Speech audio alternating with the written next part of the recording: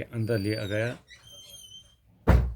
اسلم نے ڈاکٹر علی محمد کو دیکھا تو خوش ہوا۔ ڈاکٹر نے اسلم کی امی کو دیکھا، انجیکشن دیا اور دوائی کھلائی۔ اسلم کی امی کی حالت بہتر ہونے لگی۔ ڈاکٹر نے کہا، بھابھی اب گھبرانے کی کوئی بات نہیں، لیکن کل آپ ہسپتال آ کے خود کا چیک اپ ضرور کرائیے۔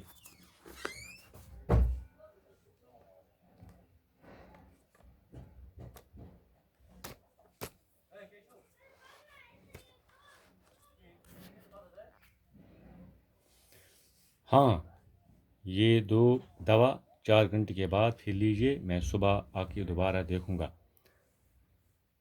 اسلم نے ڈاکٹر انکل کا شکریہ ادا کیا۔ اس کی امی اب آرام سے سو رہی تھی۔ گوتم نے کہا، آپ کی فیس؟ ڈاکٹر نے کہا، بھائی صاحب اگر آپ اپنے ہمسائے کے لیے رات کی نیند چھوڑ کر میرے گھر آ سکتے ہیں تو میں بھی اکرم کا ہمسایہ ہوں۔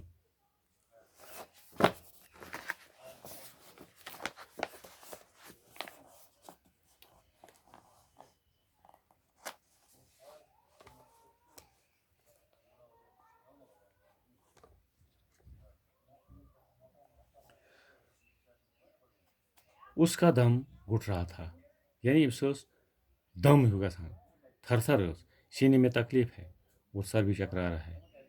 سینس من دود دگ تو بیس کل چکراوان، یعنی کلس تہ دود۔ ڈاکٹر نے کچھ دوائیں اٹھا لی اور گوتم کے ساتھ ہو لیا۔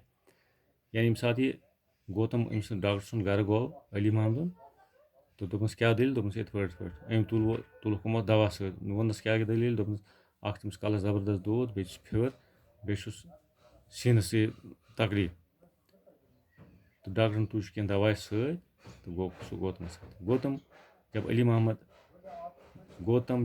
محمد کو اسلم کے ہاں لے گیا تو علی محمد نے پوچھا، سات گوتمن نیو یہ ڈاکٹر علی محمد یس ناو یہ نیون اسلمن گھر۔ ڈاکٹرن ونس علی محمدن ونس، یہ تو آپ کا گھر نہیں ہے، یہ چون گھر کی ثہ کوت چھ نوان۔ گوتم نے کہا، ونس گوتمن، جی ہاں یہ میری ہمسائے اکرم کا گھر ہے۔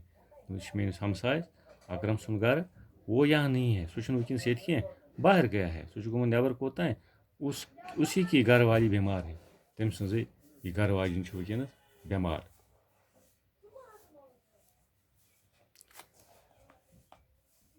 گوتم علی محمد کے گھر کے اندر لے گیا۔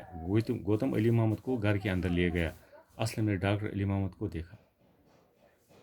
گوتمن نیو علی محمد یعنی یہ ڈاکٹر نیون اہد گھر۔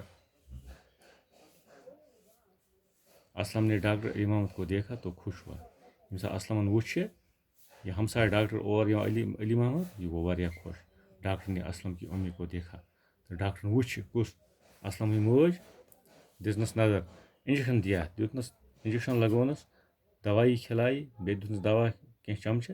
اسلم کی امی کی حالت بہتر ہونے لگی۔ ات ست لج امس حالت گھنی ٹھیک اسلم ماجہ ہن۔ ڈاکٹر نے کہا، پتہ ونس ڈاکٹرن، بھابھی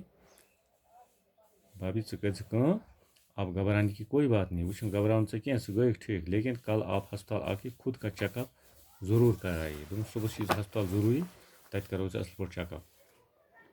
ہاں، یہ دوا 4 گھنٹے کے بعد پھر لیجیے۔